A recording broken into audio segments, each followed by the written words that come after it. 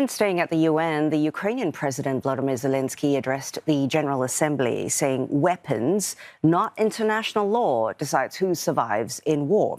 And he also painted a dark picture of drone warfare in the future, saying that rapid advancement and AI will mean that no one is safe. Also speaking on the second day of the general debate were leaders of Iran and Syria. Toni Waterman filed this report for CNA from the UN headquarters in New York. Drones are now the weapon of choice in war. They can carry out pinpoint attacks and enhance intelligence on the cheap and with few risks to human soldiers. Russia has relied on them throughout its war in Ukraine, on some nights deploying hundreds in aerial attacks.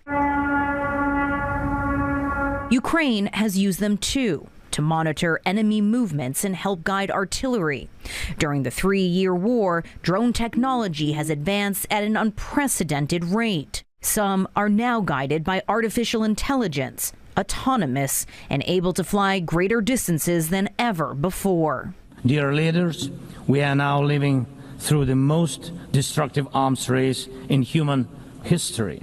At the UN General Assembly in New York City, Ukrainian President Volodymyr Zelenskyy blamed the arms race on Russian aggression and urged global leaders to stop Moscow or face a new era of military warfare. Stopping Russia now is cheaper than wondering who will be the first to create a simple drone carrying a nuclear warhead.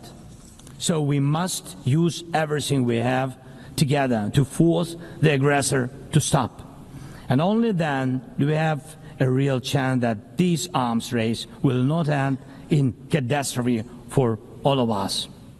Much of Zelensky's speech was a call to arms, a stark contrast to the UN's position that dialogue and diplomacy should end wars.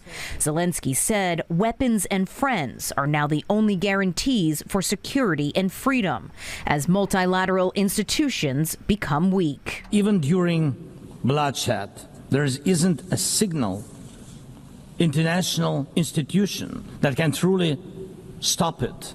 That's how weak these institutions have become. Zelensky's dressing down of the UN comes just a day after U.S. President Donald Trump did the same thing. The two leaders met on the sidelines. Trump, for the first time, saying he believed Ukraine could win back all of its territory from Russia. Iran's President Mahmoud Pezeshkian also delivered a defiant speech on Wednesday, painting his country as a victim of Israeli and U.S. aggression. In June, the countries carried out a joint bombing campaign, the U.S. dropping its most powerful bomb on Iran's nuclear facilities. Pezeshkian called it a great betrayal of diplomacy. He also railed against the impending reimposition of UN sanctions over alleged violations to the 2015 nuclear deal, a deal the U.S. walked away from in Trump's first term in office. اعلام میکنم که ایران هرگز به دنبال ساخت هسته‌ای سلاح هسته‌ای نبوده و نخواهد بود. ما به دنبال سلاح هسته‌ای نیستیم و این یک باور اعتقادی و فتوای رهبری است. Syria's new leader, Ahmed al-Sarraj, made his debut on the global stage Wednesday, the first Syrian president to address the assembly in nearly 60 years. The former rebel commander painted an image of a country transformed amid lingering concerns over terrorism. ومهدنا الطريق لعودة اللاجئين إلى ديارهم ودمرنا تجارة المخدرات التي كانت تنتقل من بلادنا إلى بلادكم زمن النظام السابق. وتحولت سوريا بهذا النصر من بلد يسطر الأزمات إلى فرصة تاريخية لإحلال الاستقرار والسلام والازدهار. The desire for peace has been a central theme at this year's General Assembly as war and conflict rage around the world with little let-up in sight. For CNA, I'm Toni Waterman at the UN headquarters in New York City.